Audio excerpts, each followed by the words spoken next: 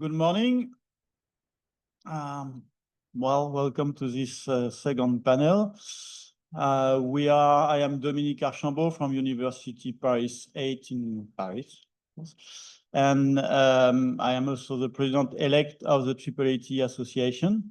And I will moderate this panel about how accessible technologies and the European Accessibility Act support students in their educational journey. For this panel, I will have three panelists with me. From my left, Gottfried Zimmermann, who is professor doctor at Stuttgart Media University, and is also AccessibleEU national expert. Okay. And then Miguel Angel Valero, who is Deputy Director of the ETSIS Telecommunication for Accessibility and Social Responsibility in the Polytechnic University of Madrid.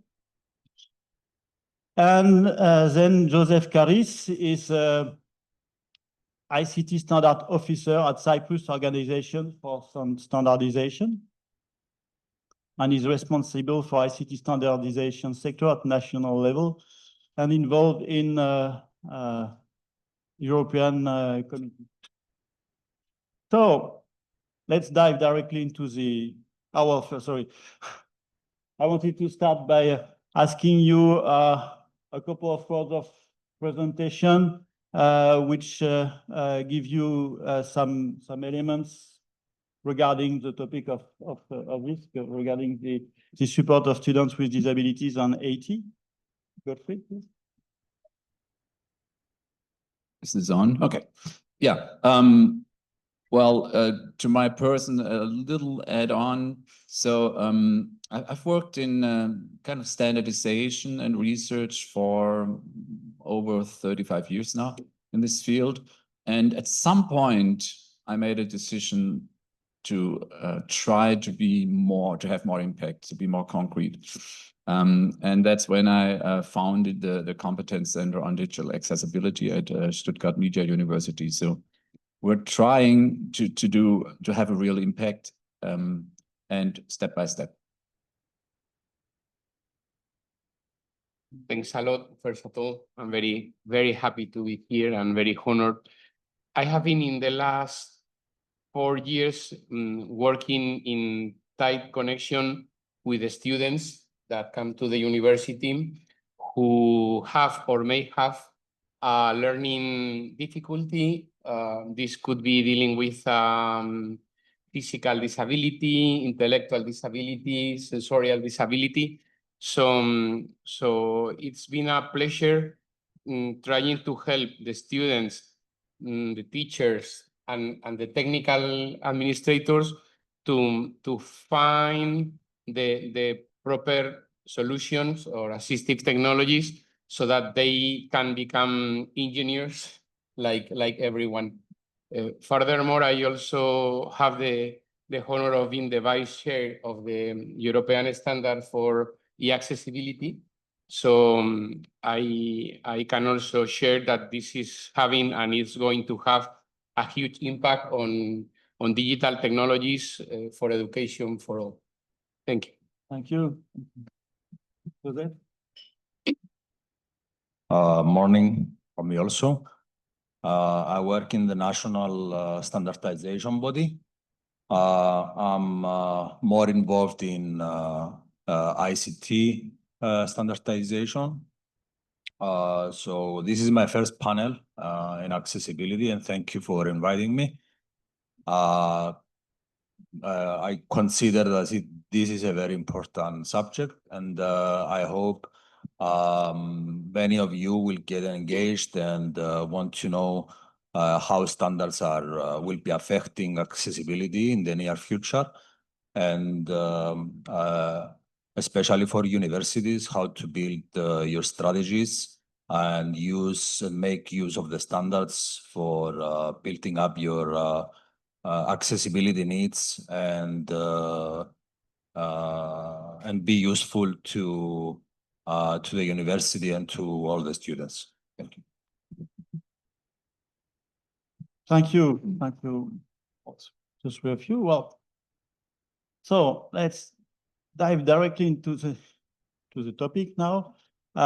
First, we'd like to talk about the assistive technology for students and for students in universities especially. And I'd like each of you to, well, those who want to give us an example of an original example of a technology that is used that you've been encountering. Like for instance, in my university, you know, since COVID, we have all the video conference facilities that have been installed. And all of a sudden, we realize that why don't we use Zoom inside the classroom, even if nobody is somewhere else? So that student with, we had a student with a visual disability we could share the screen directly on our desk. That's very simple. That's just something that came up, but actually it has made a big difference for the students. So this is a kind of example that is very well, interesting, I think. So Gottfried, do you have some such things to share?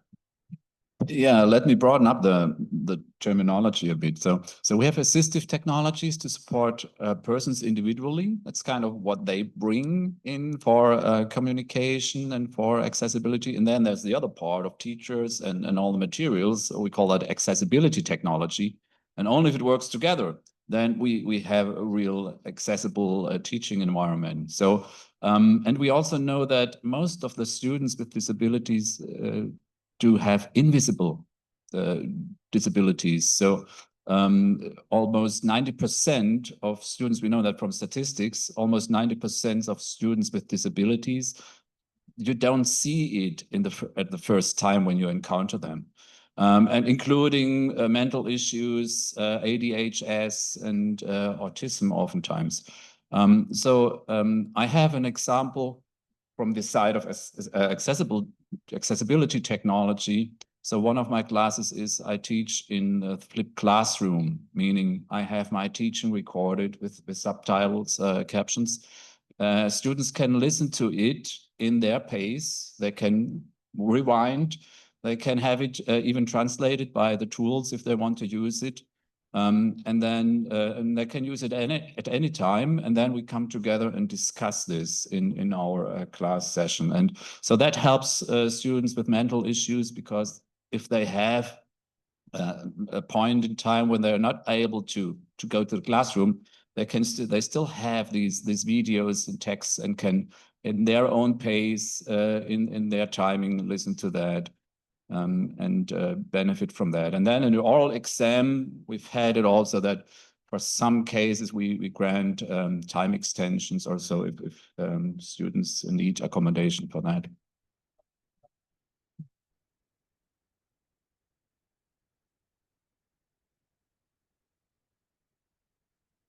Thank you. I'd like to talk about Paco. He's a student of telematics engineering at Universidad Politécnica de Madrid. When he was starting one course in September, we realized that he had a very strong writing difficulties. So he was not even able to take a pen to draw an equation, to draw a circuit. So how was he going to pass those subjects, and how was he going to become a telematics engineer? This was a progressive neurological disorder, and he has got to the university, fortunately, but the challenge was to help him in this ability. He had to draw, he had to pass the exams, and so on.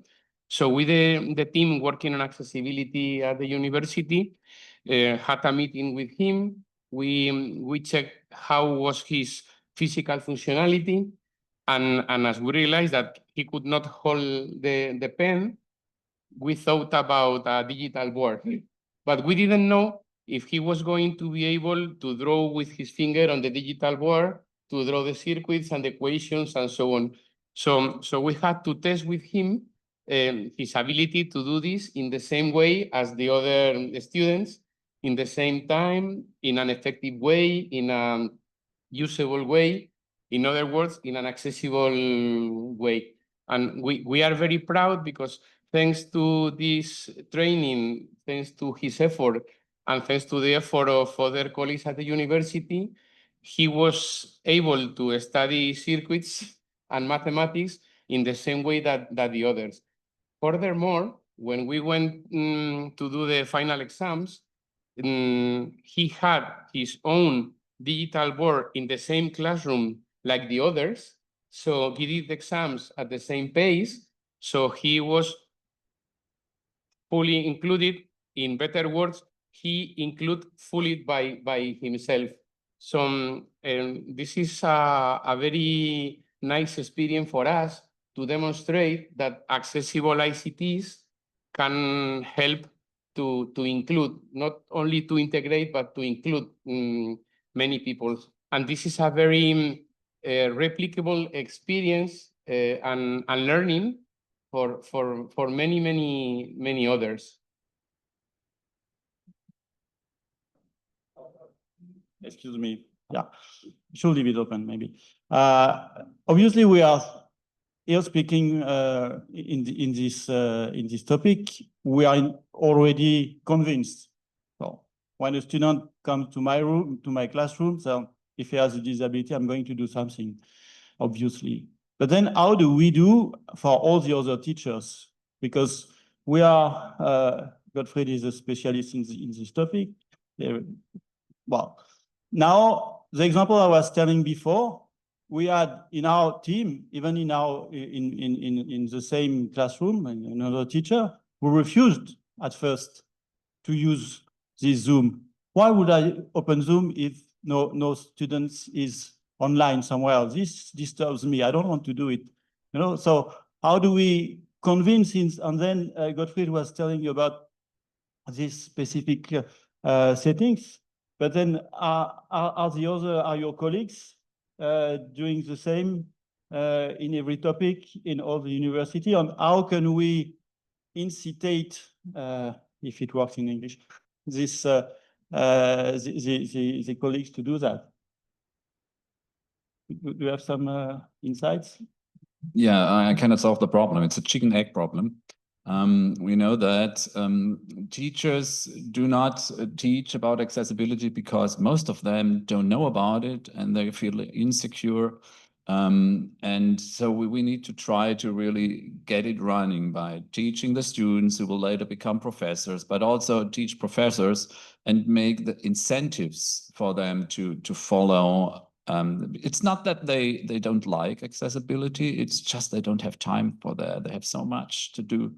And as a one thing that I've proposed, but unfortunately I haven't been successful, to give those professors who say, okay, I want to be taught, I want to be trained on accessible teaching and accessibility, both of it. I think we need to inspire them. If they say, I'm ready for that, then give them some reduction on their hours they have to teach or something in response to their engagement. So we need to provide some incentives for them. It's gonna be, yeah, it's not, we cannot solve the problem at once, but it's gonna be step by step. Yeah, so the incentive will be more useful than saying the law is there and you have to do it. We must be accessibility catalyzers among our colleagues. Students have the right to inclusive education at the university. It's not something related to charities. It means that me as a student with a disability, I have the right to inclusive education.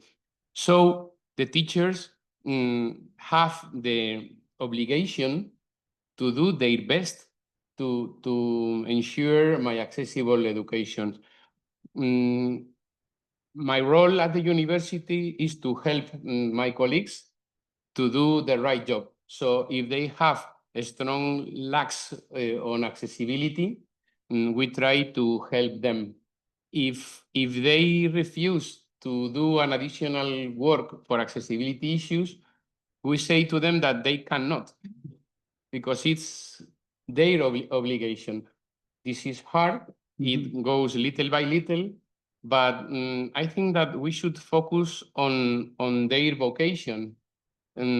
Is your vocation to ensure that this student is going to learn? If so, you have to do some little efforts, significant efforts on accessibility. So some of my colleagues would say, I don't have any students with disabilities here, so why do I have to do that?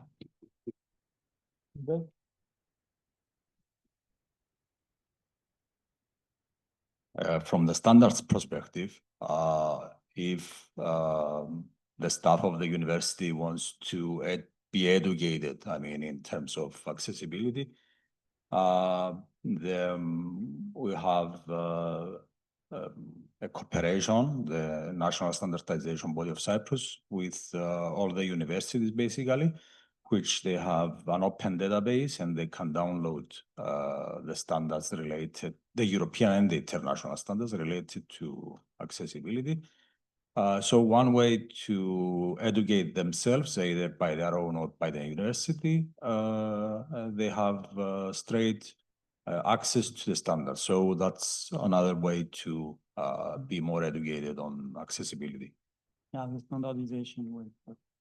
Well, there is one other way we expand it. It comes to me when you talk. It's what we do in France is whenever a student has a specific needs, we involve the teacher. So we have a meeting with the student and the teacher on the support center. Sometimes the doctor, and says to the teacher, okay, well, this student cannot do that. What do you propose? And when they feel involved, well, sometimes they were themselves coming with solution. And some professors will come to me first saying, I don't know what to do. And I say, okay, well, so for instance, sometimes where something very stupid, it's like the exams is 3 hours, okay? But the student needs more time. Yes, but I have the room for 3 hours, okay? So why do you make the exam 3 hours? Because I have the room for 3 hours, okay? So, but after 2 minutes, you say, why don't I make the exam 2 hours 50? And then it worked because the solution came from him.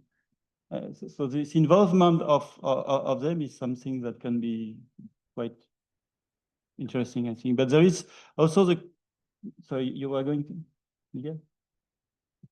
I didn't want to interrupt you, but I just like to share that my colleagues are getting into accessibility more and more. Yeah. So if we share the same vocation, they do it. So they can understand that maybe you need the room for 2 hours instead of 1 hour and a half. And these are administrative issues that can be solved if we all together share the same soul, the same heart in a university for all. So I really believe that we are getting it very little by very little, but we are making progress. Everybody has to feel involved with this in the academic. Absolutely. We were, about this training of teachers. So then, because then sometimes they will ask, but you said they asked, so we need to give them some information. But we have more and more students with disabilities, fortunately. In France, for instance, 20 years ago, for a teacher, having a student with disability was bad luck, seriously. That was considered. Now, it's every year, because the numbers have been multiplied by something. Now it was 25 years ago, it was 2,000 students, over 2 million students in France. Now it's 65,000, so they're everywhere. So now we need not only to teach the ones who want to, but we need to make it mandatory for all. So what can we do for that? Do you have any magical idea? There's no magics on that. So I think I brought that up. So at my university, we have only very few students with a disability that you can see. Yeah. Very little. It may have to do with we're a media university or so, and there's a belief that if you have a disability, you cannot take that profession or so on. That's wrong, of course. But what we see is that those universities who have accessibility centers, support centers, then the students come to that. We don't have that. And I'm really sorry for that. And I'm embarrassed, but we don't have that. But what's good is we have an active group in our students association. And they call themselves NeuroConnect. And they're people with ADHS and autism spectrum. And they're trying now to achieve something and to become visible. And I think that's one of the things, among others, that teachers must become aware of, oh, there are really students there. And I didn't know they have support needs. And I need to really take care of them. Yeah, that's really interesting. What you don't have a support center. 20 years ago, actually, I was in a university with no support center, and the president told me, "Well, you will be president of the commission of support of students with disabilities." I said, "Well, I need to have a room. I need to have staff." "Oh no, don't. There is no need. There is no students. Just if some students come, I will, on my personal budget, give whatever you need. But no worries." I said, "Wait, but we need something." But, well, I was not the president of the university, so he won. A few years later, I left this university. A few years later, there was a national law and more. So we created support centers everywhere in all universities. Just after that, tens of students came to this university. They created the center, and then it was a continuous flow, increasing 15% per year during the last 20 years, 2005 to now. Yeah, this is a chicken egg problem as well. So, and you solved it, and I hope we can do that also at my university. Yeah. We have an accessibility unit at the university that is in charge of this. It's widely distributed among the different engineering centers. And when we start the year, every year, when we welcome the students, we transmit the message that if you need any kind of adaptation, make us know. Last week, when I did this presentation to the ongoing students, in a very respectful way, and I finished these some words, one came to me and he said to me, "I have a dyslexia disorder. What can I do?" And I said to him, "Contact me, write me. We will meet next week, and we will make you know which your rights are, what we can do." So we have to open the way for everyone, because some students with disabilities do not want to be distinguished. They don't consider they could have any kind of adaptation, you know. So we have to normalize the accessible education, and for all, physical, sensorial, and cognitive. So those invisible disabilities, they could be invisible, but we don't talk about disabilities. We talk about accessibility in wide sense. And if we pave the way for them, they definitely come. And you can say your colleagues, they are here. Yeah, they are here. So you said the word normalize, and then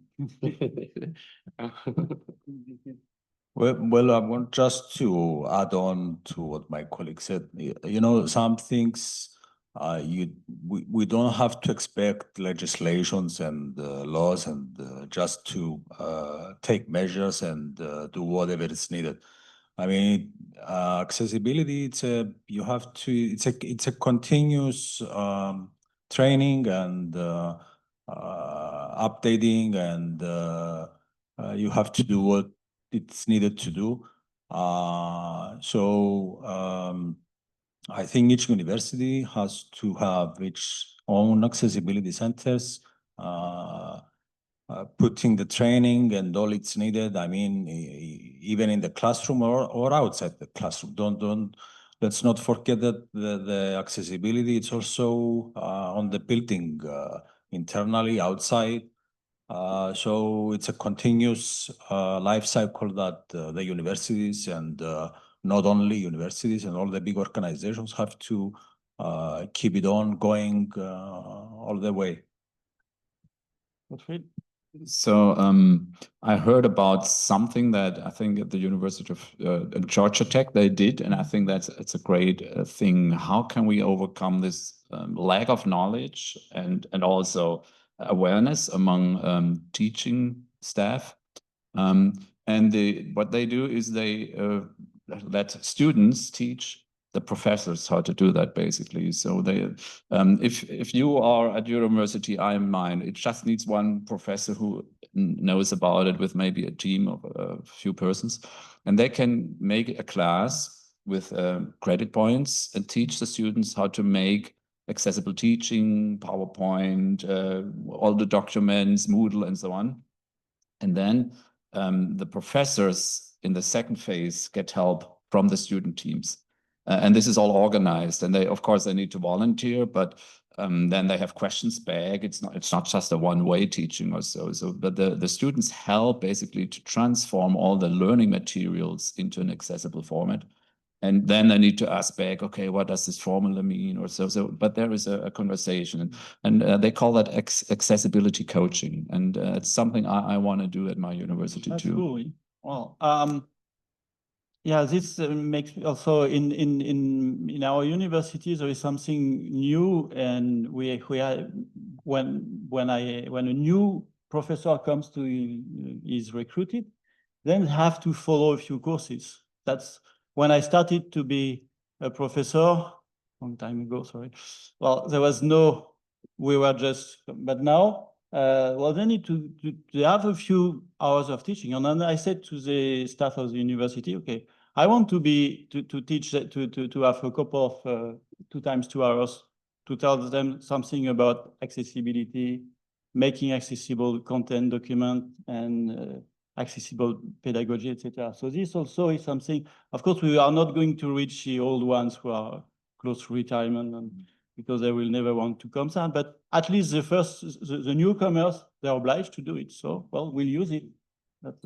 But maybe now we are talking about this, maybe we can see how this educational act, this European Accessibility Act can help us in this work for making more aware all the staff of the university and making it work. I mean, it's not only. So we know that EAA does not apply to universities, unfortunately, because I think it's a much better law than the Web Accessibility Directives, which have no penalties, and we all know that. So we since 5 years, it's law, but at many universities, including mine, this is said, okay, well, it's the law, but we're not getting punished, so no problem. You're not agreeing to that? So what you get is, at least in Germany, from the monitoring service, you get a letter, and you can get as many letters as you want. You don't need to do anything. Now, but with the EAA, European Accessibility Act, what happens is that suddenly from industry, we get the demand, oh, you need to get us people who know about accessibility, because we need to make these web services and self-service terminals and so on accessible. So the pull is now from industry, and that's something that universities react on. It takes a longer time, but I believe in that the EAA will change more the educational setting than the WAD, the Web Accessibility Directive.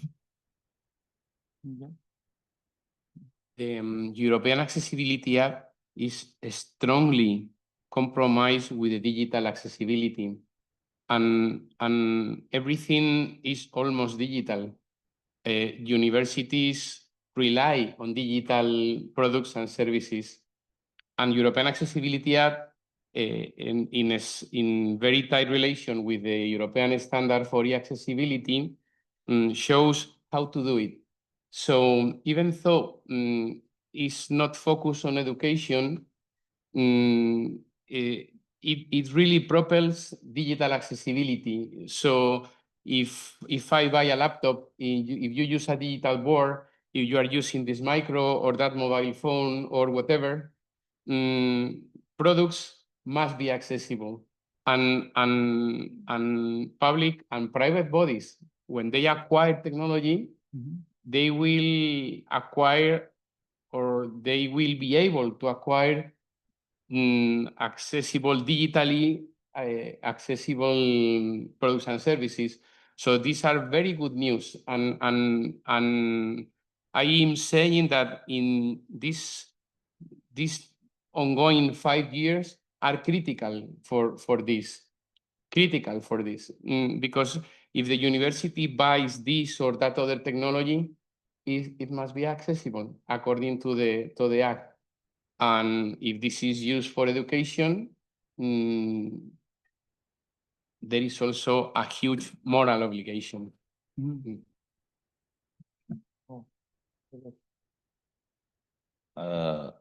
Yeah, I will agree that although the EAA, the European Accessibility Act, is not affecting the universities, it affects banks anyhow. But as Miguel said, yes, this act will affect the products and the services. So when a university buys ICT products like computers, tablets, book readers, e-books, or audiovisual services and equipment, these have to comply with the accessibility requirements of the act. Now, there is a harmonized standard that we hear a lot, and my colleagues here, they are also involved in this standard. It's the European standard 301549, where it affects mainly the manufacturers, but as well the procurers. I mean, if the university buys equipment, they have to make sure that the equipment they buy is complying with 301549. So there is the standard and the technical, let's say, requirements of the standard will ensure that all the accessible equipment is on the top of the art, and the universities have to know about it. Sorry for interrupting, but I thought this would be very important. I'm from the Deputy Ministry of Social Welfare, and we are the national body for coordinating the application of EAA. You said that the EAA doesn't affect universities, but of course it does affect all web learning and all web pages, isn't it? And every single web learning by open universities and academies of public administration, etc. Don't you agree? You mean they are affected by the EAA? Yeah. Maybe the lecture room is not, but all electronic web pages, electronic courses, open university courses are affected directly by EAA. Isn't it? Okay. Prior to the European Accessibility Act, the European Web Accessibility Directive said you must be accessible. So the European Accessibility Act is coherent with the Web Accessibility Directive, that it did this job some years before. And the ongoing version of the standard complies more and more and more and more with all the web accessibility initiatives in the very latest versions. Some web pages of the universities cannot be inaccessible at all. And this includes the courses, the Moodle web pages, the apps, everything is included. Other issue is if you don't comply, if you don't fulfill the law, the obligations, what does it happen? Okay, but it is compulsory. Yeah, there's one keyword here, that's e-commerce. So if you're a private university and you get tuitions, then the EAA applies to you. So then you're obliged to that according to the EAA. Okay, yeah. Well, I was going to ask if somebody wants to add something from the audience. Maybe we can have some questions or some comments. Please. Can you bring them?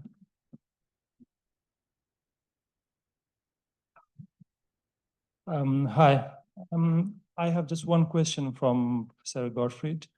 You gave an example of your lecture being recorded and then given to the students. For those students who has, let's say, a visual impairment, it helps.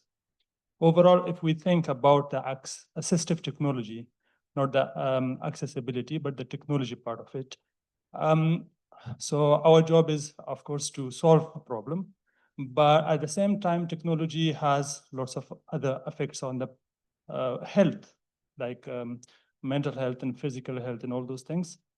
So how do you think is there any need for a balance that we are using technology and for the accessibility, but at the same time, we want to make sure that the effects on mental health specifically are more minimal.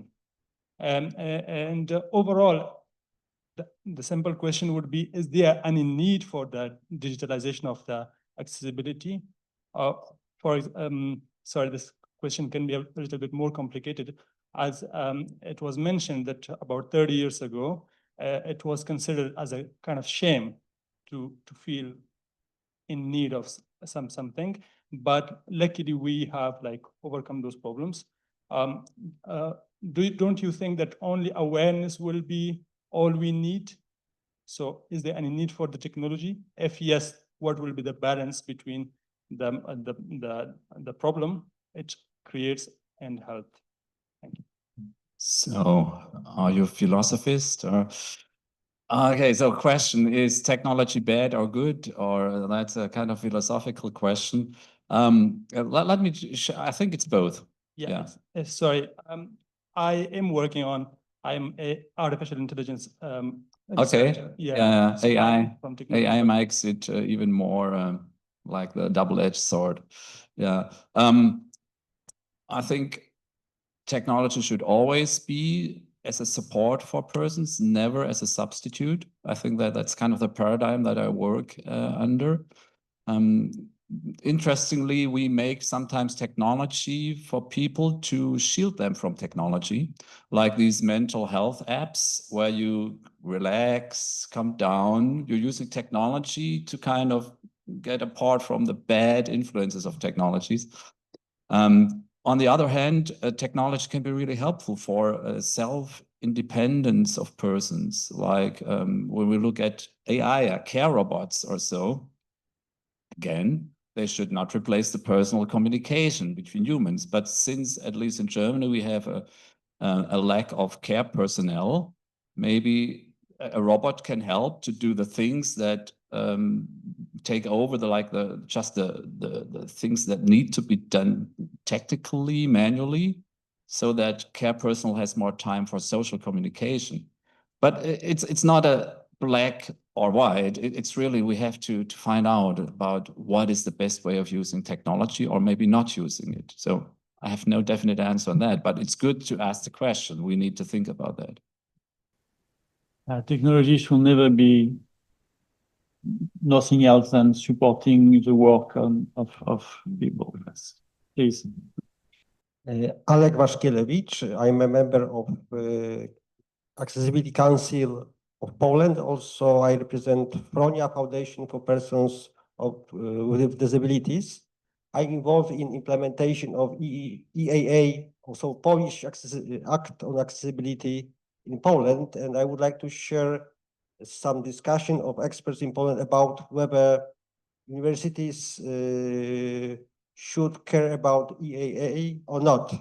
So the motion 57 to the directive says that that that the directive covers public and private bodies at the same rights. So it doesn't matter whether a body is public.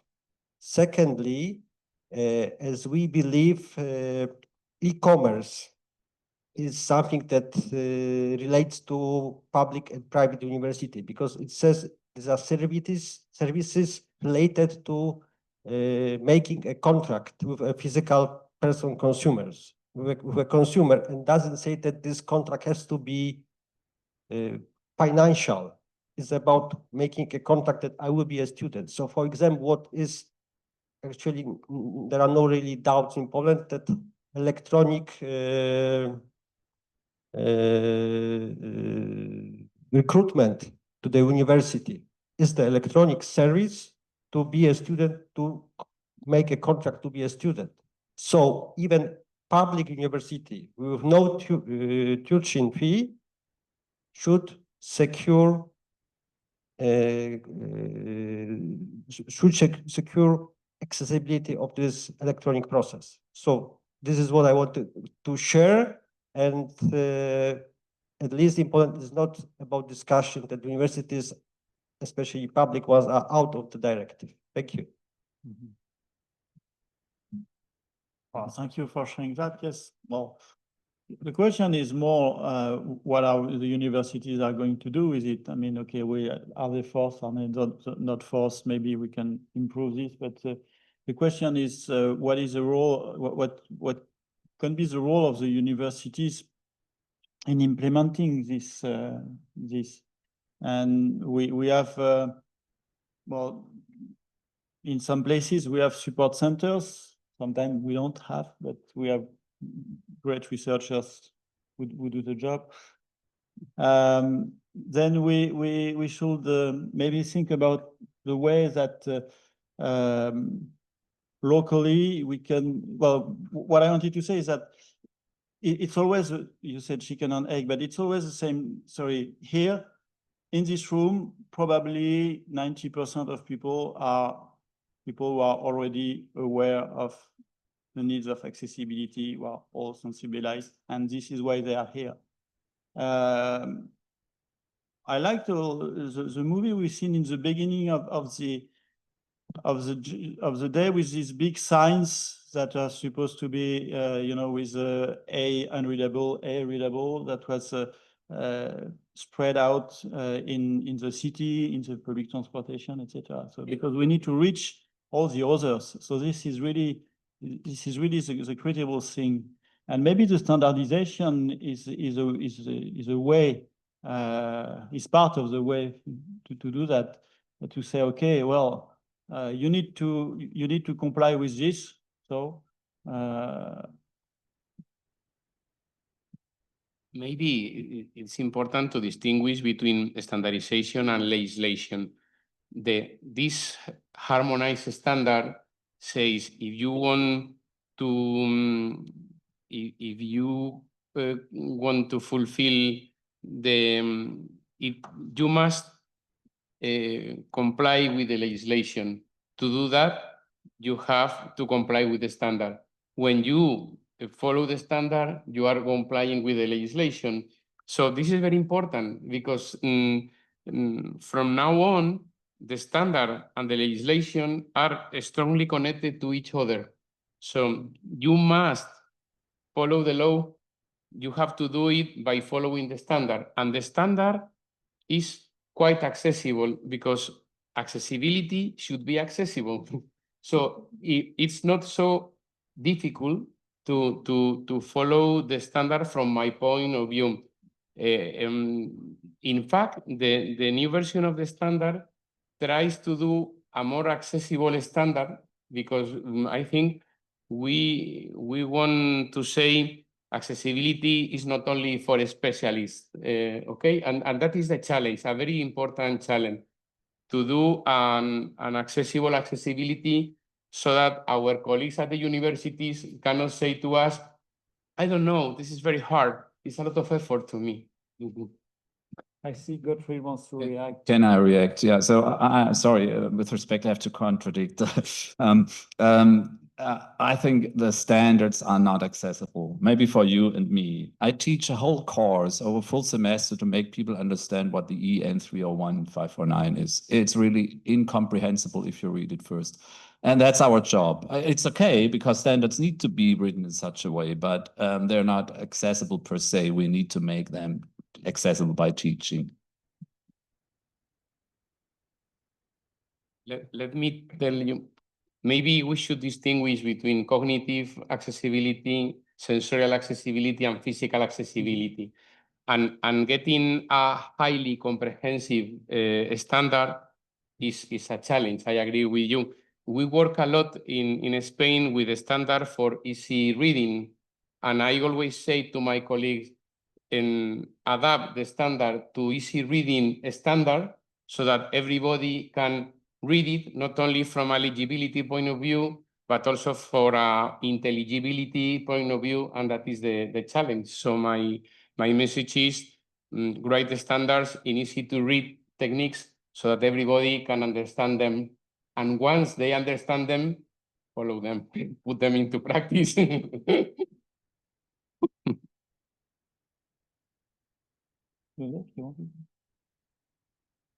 Just to say something on the harmonized standards that it was mentioned before.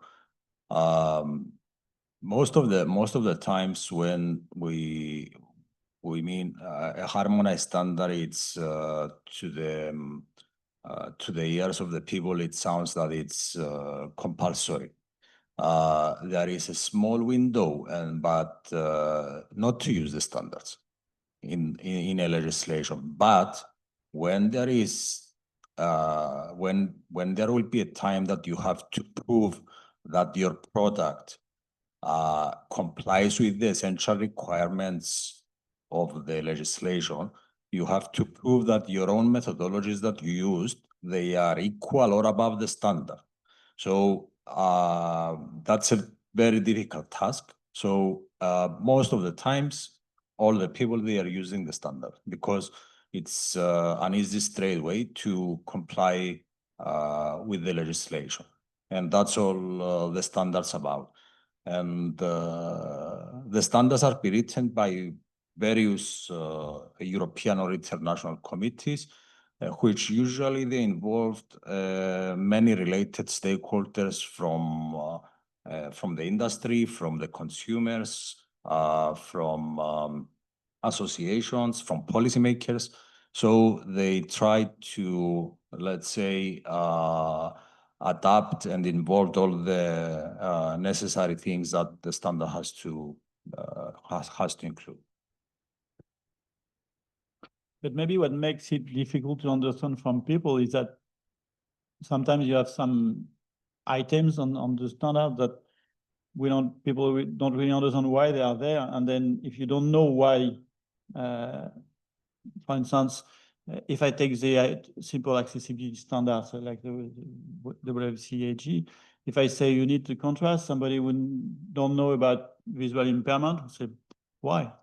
Why is my text not good? I can read it, so okay, but yes, but some people cannot. So, but then so it's always a question that you need to make people knowing why all these standards, and then in the standardization process, sometimes it's some items comes from very far away. I mean, when I say contrast, it's quite easy, but sometimes it's not so easy. So maybe there should be some explanation behind it, public.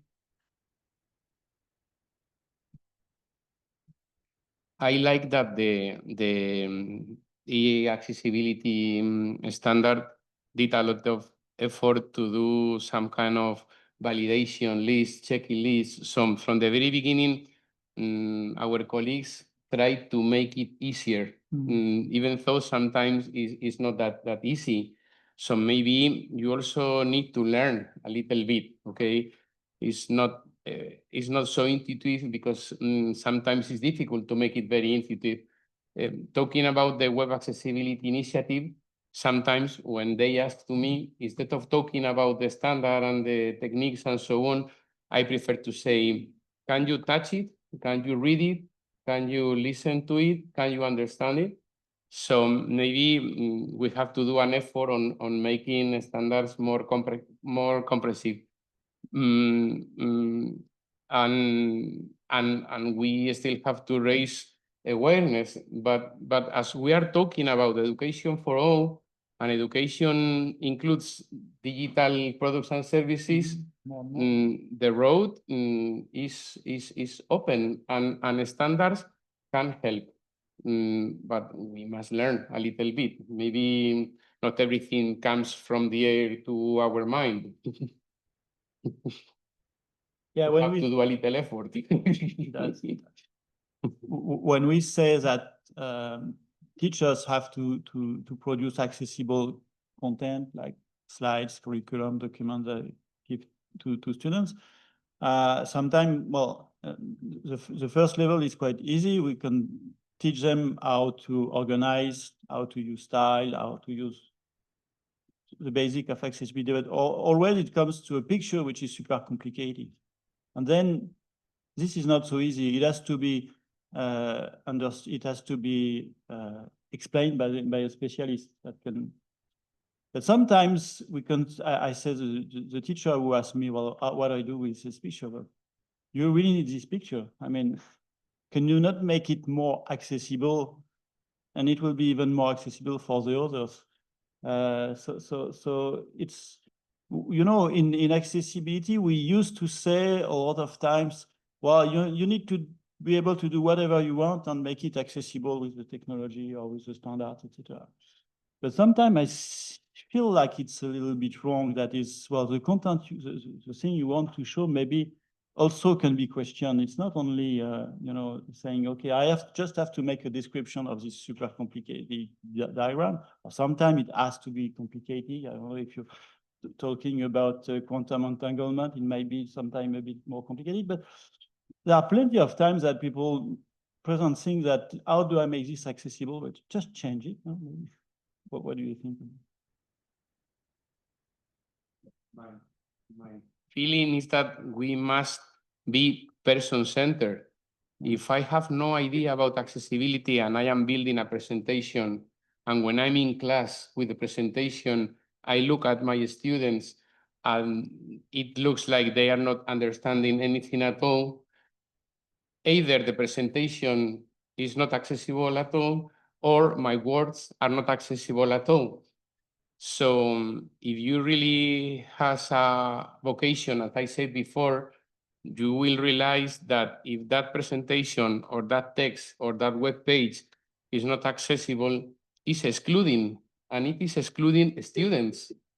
And if you are a vocational teacher, you cannot exclude students due to their functional ability or whatever. So once you understand that you must be with them, for them, they are your boss, you will feel some need to be an accessible teacher. Yeah, the thing is that, do everybody want to be an accessible teacher? And then I can tell you, I had a discussion with a few years ago with a professor of law in master, and he said, well, it's impossible that the students has a secretary to write for him. Why? He cannot write. Well, if he cannot write, he cannot do this lecture. Why? Because when I mark, I take points on the spelling. And if it's the spelling of the secretary, it's not the spelling of the teacher. It's a master. Come on. And then, well, you have these teachers that are teaching out there, and then they absolutely don't care about it. So this is really I think we will solve all the problems with people who have the vocation and they want and they always. But what do we do with these others? And I don't think we have the solution here now, and I think we are going to the end. But yes, this is the next topic. Maybe we have some concluding remarks. Just a few thoughts on that. So yes, we need compassionate teachers. I also need knowledgeable teachers.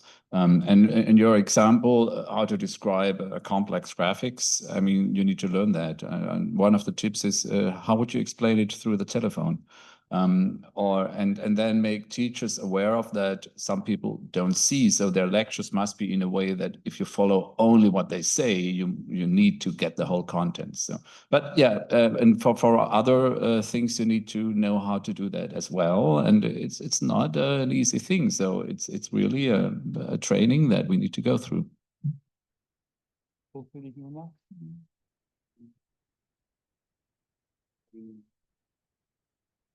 I fully agree what Gottfried said. Probably it's part of your obligation to learn a little bit, and to be pedagogic, you must be accessible too. And if your obligation is to ensure that the students learn, you cannot be inaccessible again, and you cannot say it is their business. Because you have to pay a lot of attention to what students learn. And if they are not learning because you are not teaching in a proper way, what are you doing? Leave. You know, the Roman says, enseña o aprende, teach or learn. If not, go out from the university. You are not being honest when you are excluding students because of lack of accessibility. Excuse me if these words are very hard, but we are talking about inclusive education. So let's fire a lot of colleagues. Concluding remarks. From my perspective, just to make some conclusion remarks and to inform you that the standard, the harmonized standard under EAA 301 549 is almost at the end. They will publish it on April or May 2026.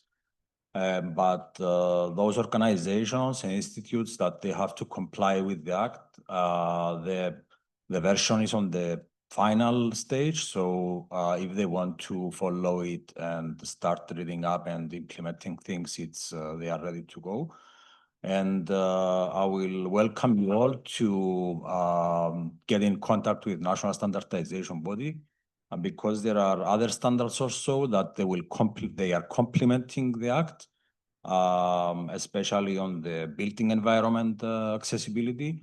There are international standards that they are involved in accessing in terms of building environment.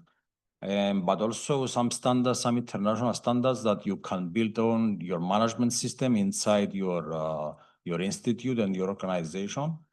That will provide you a management system with accessibility policies, with standards and good practices, and which will involve the training, accessible environment, and all the topics of accessibility that a university needs. So there are standards out there.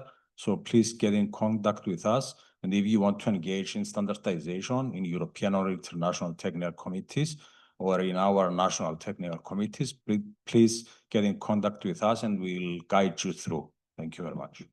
Thank you so well. Thank you very much, the three of you. And we have seen that, yes, first it's important to have support centers in the universities and to involve the teachers and to collaborate between the teachers, the students themselves, etc., to make it work, to be supported by the standard also. And those who don't want to collaborate, go away. Well, so I will give you back. Thank you all. First of all, to thank you all for being here and staying here until the end. And of course, for our online participants as well.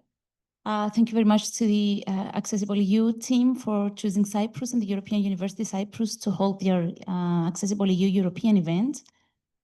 And of course, acknowledge the hybrid format and the difficulties, but at the same time, the opportunity that's provided to other people participate here and get involved in the discussions. I'll try to briefly summarize what was said and what we can take away from today. It seems that there's still lots of challenges. We're here talking about accessibility. Dominique said very well that people that are here are mostly the people that are interested and care about accessibility. So the main challenge is how we get out of this room and how we get out of our own knowledge and collaborations, and we reach our colleagues, we reach other people that may not be aware. And the vice director this morning talked about awareness as a seed. But when people ask me what I do, I say I raise awareness on accessibility and assistive technology, because it is the seed and we need to get into practical implementation and need to get into action. But it seems that we still lack awareness, and awareness that will lead to competence development. That's the and capacity development. That's the important thing. So though there are challenges that still remain, referring to students that still are excluded, or professionals that do not have the required knowledge or competences, but there are also opportunities like the one we have together today, or opportunities of other smaller seminars or conferences or collaborations. Another thing that was raised is the debate between making this an obligation, a legal obligation or ethical obligation, or just something that we want to do. Of course, we are talking about going beyond the legal obligation, but it seems that if you don't oblige organizations and universities, if we don't feel, I'm not excluding myself from this, if we don't feel that we're going to have a penalty, or we lose students, or we're not out in the market, we won't make things. So starting from the obligation is not always bad, it's good. The thing is that if we understand that this obligation will increase the universities and the educational organizations, because education is not only about universities, we emphasized a lot on universities, but we have lots of other levels of education. So the important thing is, if we're talking about market and money, is if you become accessible, you get out of the market, you get out in the market and you're marketable. If we talk about education, if you're accessible, you and about social life, you have citizens that are aware, you have citizens that care, you have a better society. So I think this is a way to move from obligation to ethical requirements, and to want to do to go through accessibility. Also, where accessibility and assistive technology come together, they're actually the how would we say, the different side of the same coin, if I translate that correctly. So you cannot have an accessible building but not have, or an accessible infrastructure but not have the assistive technology to access that, and the other way around. Even if you have the assistive technology, if it's not accessible, you cannot get into the building. And now that I'm talking about the building, it's easier, and when we're talking about accessibility, it leads to infrastructure most of the times, the built environment. But it seems that the challenges are more, especially in education. What about cognitive accessibility? What about emotional issues and social issues that have to do with accessible learning environments and social environments? So there are lots of issues that we need to think. I think we discussed lots of them today. I think we've heard some very, very interesting solutions, like the resource centers for each university. There are universities and there are people that I see here that they have also for years established accessibility units in their universities or in their organizations. But what I would take away, it was Gottfried's suggestion for actually involving students into these resource centers. Students can teach their teachers, and teachers can teach the next students, and this can go like a circular. So this was a very, and thank you, Gottfried, for this one. I think that was my main takeaway from today. And finally, the issue of curricula, a lot was said upon the Athena project. European University Cyprus was involved, so we already said a lot of things, and it will be also presented on a policy session in the conference starting tomorrow. However, what is important to highlight is that we need curricula that teach accessibility, teach about assistive technology to across disciplines, to professionals in any field. What is again important here is not only have the curricula, but also have the monitoring mechanisms that these curricula work. So even if we teach about accessibility, even if we try to implement accessibility, we also need to monitor this process in order to become sustainable and be able to pass it forward to the next generations. I think that's all for me. Maybe I missed some points, but I trust Pedro that was taking notes. Thank you very much.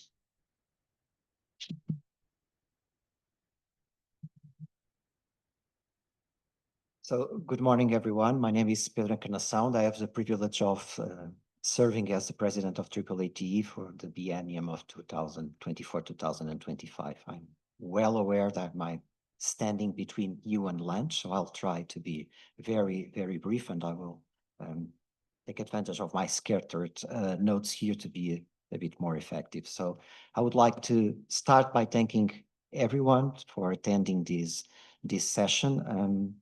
And I would like also to thank our panelists for sharing their knowledge, their expertise in this area. I did learn a lot. As president of AAATE, I would like also to thank AccessibilEU for organizing the event in parallel to the AAATE 18th conference. At AAATE, we are very proud of this partnership because it stresses out that, as Katarina just mentioned, that accessibility and assistive technology are two faces of the same coin. And hopefully all of you that attended these two sessions this morning, one more focusing more on accessibility and the other focusing more on assistive technology, are even more aware of this complementariness. I do believe that raising awareness and the role of champions in right places, sharing good practices, projects like the Athena project and its very impactful results will lead to change and will help to create more accessible minds, as we heard this morning. But at the same time, I'm a bit skeptic. And I believe that it will require more than goodwill in order to achieve accessibility in higher education. I believe that higher education managers need data to support their efforts. For example, how many students with disabilities are left behind today? I think that we need to characterize the need. What are the outcomes of ATUs for higher education students? Measuring outcomes in AT is still an open problem, so it's something that we need to address. We need an economic analysis. I know that it's not politically correct to talk about economic analysis in a forum like this, and make no mistake, I really believe that assistive technology, accessibility is a human right, but we live in the real world. So, and it requires money to for universities to become accessible, etc. So the global report on assistive technology already started that path, showing that assistive technology and accessibility is not a cost, it's rather an investment, but we need to work more on that. We need policy change, and assuming that we have a top level buy-in, we also need allocation of resources, human and financial resources. We need to involve faculty and staff, raising awareness and sharing good practices. We need training, as it was stressed out very often this morning, and making available accessible by design altering tools for faculty and staff. And looking at what we can do to get more immediate results, I'll be just sharing some ideas. Some of them were already put forward this morning by Roberta Ludwig or Ludomir or Isabel Martinez or Dominic, even Katerina mentioned some just now. So I believe that accreditation bodies, for example, have a role here.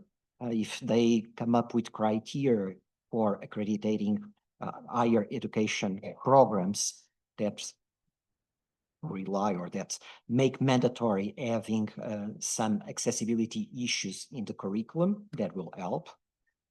Universities, as you very well know, are playing this rankings game. I don't want to talk about the game of rankings, but we can take advantage of that if in the rankings that universities would like to have a very high position, if one of the criteria is accessibility, that will help us achieving accessibility in higher education.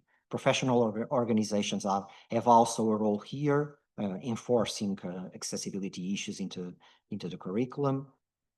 Another idea, at my university, I need to go through annual training on data privacy and digital security. Why not on accessibility as well? So that could be another idea. So again, thank you very much for attending this AccessibleEU event. I hope that many of you can stay for the AAAT conference that will start tomorrow morning. Thank you so much.